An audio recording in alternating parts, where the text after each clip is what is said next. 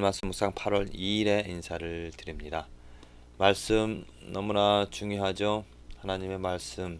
하지만 이 말씀을 통하여서 우리는 상대적 진리, 시대적, 상대적인 또 어떤 시대적인 진리를 찾으면 안 됩니다. 상대적, 시대적, 곧 이것은 우리 시대에 맞는, 우리 입장에 맞는, 우리에게 주어지는 그러한 말씀이 아닙니다.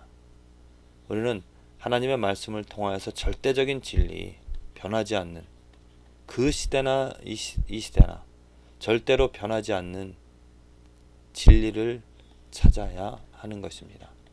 상대적 진리는, 또 시대적 진리는 하나님의 말씀이 기록이 되어진 그때와 상관없이 지금 이 시대만을 고려해서 하나님의 말씀을 이해하는 방법입니다. 이러한 방법으로 성경을 이해하다 보면 이후에 또 환경이 바뀌어지다 보면 지금 내가 처한 환경과 또 다른 사람들이 처한 환경, 각기 그 말씀을 해석하는 것이 다르게 되어집니다. 정말 코에 걸면 코걸이고요, 귀에 걸면 귀걸이고, 발에 차면 발걸이가 되는 것이죠. 그렇게 하나님의 말씀은 사람에 따라서, 시대에 따라서, 환경에 따라서 변하는 것이 아닙니다. 만일 진리가 그렇게 상대적인 것, 상황에 따라서 시대에 따라 변한다라면은 우리에게 혼란을 초래하는 것이죠. 지금 이 시대가 혼란한 이유가 무엇입니까? 절대적인 진리가 없고 상대적인 진리를 쫓아서 사람들이 살아가기 때문이죠. 과거에는 죄가 아니었었습니다. 하지만 현재 죄가 되어집니다. 또 과거에는 죄였었지만은 지금은 죄가 아니라 말을 하고 있습니다. 왜냐? 시대가 바뀌었기 때문에. 그 바뀐 시대에 따라 그 잣대를, 그 기준을 바꿔야 된다라고 사람들은 말을 하고 있습니다. 지금이 어느 시대인데 그렇게 진부하게, 또 그렇게 뭐라 그럴까, 전통이나 그런 것들을 고집할 필요가 있겠느냐, 이렇게 말을 하죠. 그렇습니다. 만일 사회 규범이나 아니면 전통이라면 그것은 당연히 바꿔져야 될 것입니다. 환경에 따라서, 시대에 따라서. 하지만 하나님의 말씀은 전통이 아닙니다. 전해 내려오는 그런 전통이 아니라 하나님의 말씀은 분명하게 하나님께서 주신 변하지 않는 하나님의 진리입니다. 하나님의 법입니다. 그래서 그 하나님의 법을, 하나님의 진리를 우리들이 대할 때, 읽을 때 그냥 시대에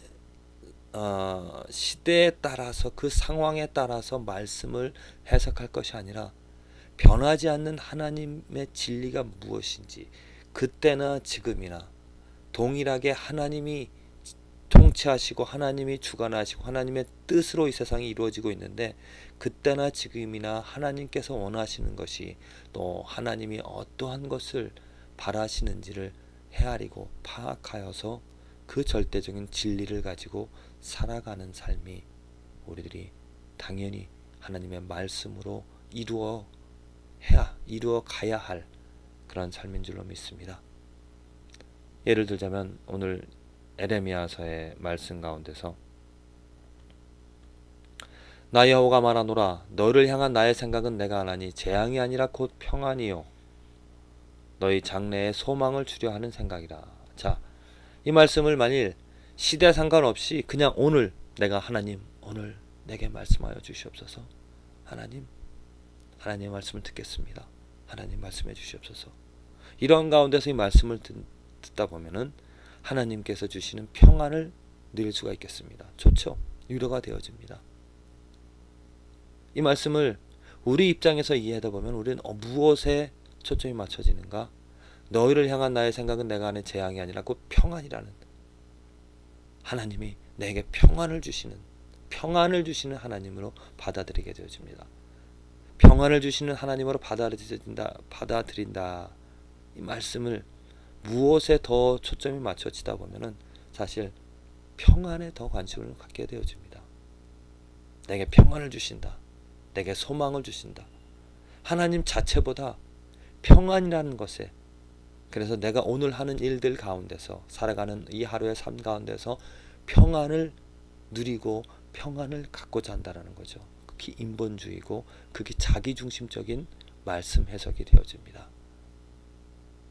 내가 오늘 하루 살아가는데 내가 죄악을 행하면서 살아감에도 불구하고 평안을 누리면서 살아가고자 한다는, 또 그 평안을 주시는 하나님으로 감사하면서 살아가는, 뭔가 잘못되어진, 그래서 우리 크리스찬의 삶이 어떻습니까? 죄 짓는 일에 또 죄악 가운데서도 담대함을 가지며, 말은 크리스찬이지만 사실 크리스찬이 아닌 일반 사람들과 별반 다를 바 없는, 그래서 하나님의 말씀이 하나님의 말씀으로 해석이 되어지는 것이 아니라 그냥 일반 사람들의 말, 어떤 사람의 의지를 좋게 하고 더 강화하는 그런 말로밖에 받아들이지 않습니다. 이 말씀을 올바로 이해하려면은 전후 에레미야 전체적인 그 말씀 29장에 또 기록되어진 그 말씀들을 살펴보면서, 또한 중요한 것은 역사적인 그런 상황, 역사적인 배경을 이해하고 이 말씀을 받아들여서 그 시대에, 그때에 에레미야를 통하여서 하나님께서 그 사람들에게 말씀하고자 하신 것이 무엇인가, 그것을 먼저 이해하는 것이 필요한 것입니다. 그 시대적인 배경이 무엇입니까? 지금 에레미야가 이제 포로 시대, 하나님께서 이스라엘 백성들을 찾고 그들에게 주인됨을, 하나님이 그들의 삶에 그들의 모든 것을 주관하시는 하나님을 그들에게 알려주면서 나를 경배하고 나를 찾으려 했습니다. 그런데 그들이 그렇게 하지 않았습니다. 그래서 하나님께서 그들에게 어찌 보면은 부모가 자녀를 징계하듯이 그러한 징계, 곧 70년 동안 그들에게 70년 동안 자유를 빼앗는, 그래서 모든 백성들이 뿔뿔이 흩어져서 이방 나라의 지배를 받는 노예와 같은 삶을, 그 고통의 시간을 그들에게 주시겠다고 합니다. 아직 이 일은 일어나지 않은 것입니다.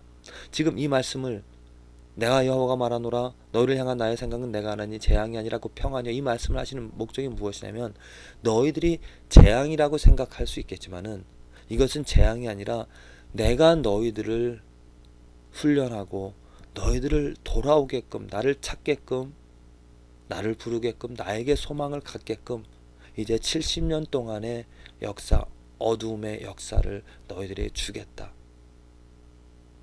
이 역사가, 이 고통의 시간들이 그냥 우연히 일어난 것이 아니라 나의 분명한 뜻과 계획에 의하여서 생겨진 것이기 때문에 그 고난과 역경 가운데서, 어두운 가운데서, 고통 가운데서도 나를 의지하고 나를 찾으라라고.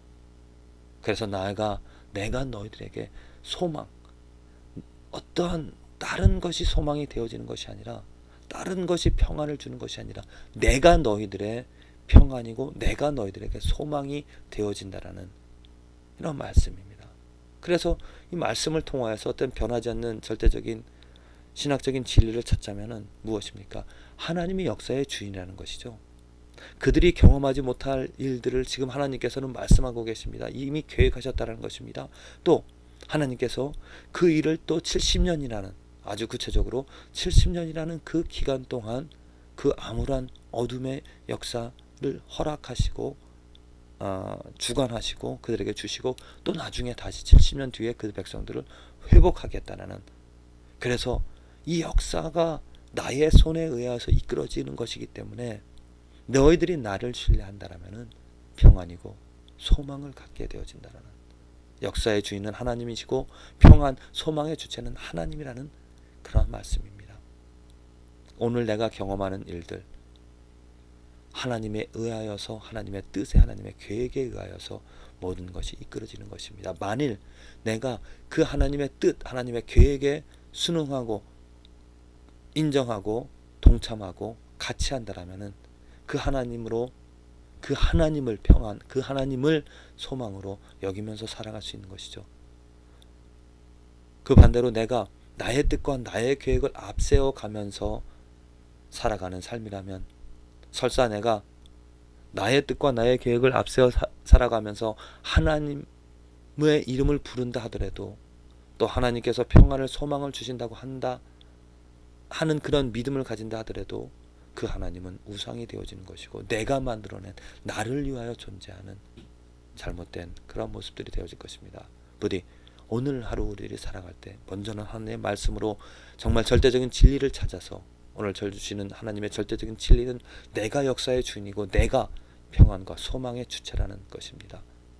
부디 오늘 하나님의 뜻과 하나님의 무엇을 위하여서 이 역사를 주관하시는지, 하나님의 계획이 무엇이고 하나님께서 어떠한 일들을 지금 이끌어 가시는지를 분명히 알고 깨달아서 그 역사 가운데서 그 하나님의 손길 가운데서 하나님으로 평안을, 하나님으로 소망을 갖는 저와 여러분들의 삶이 되어지기를 간절히 기도를 드립니다.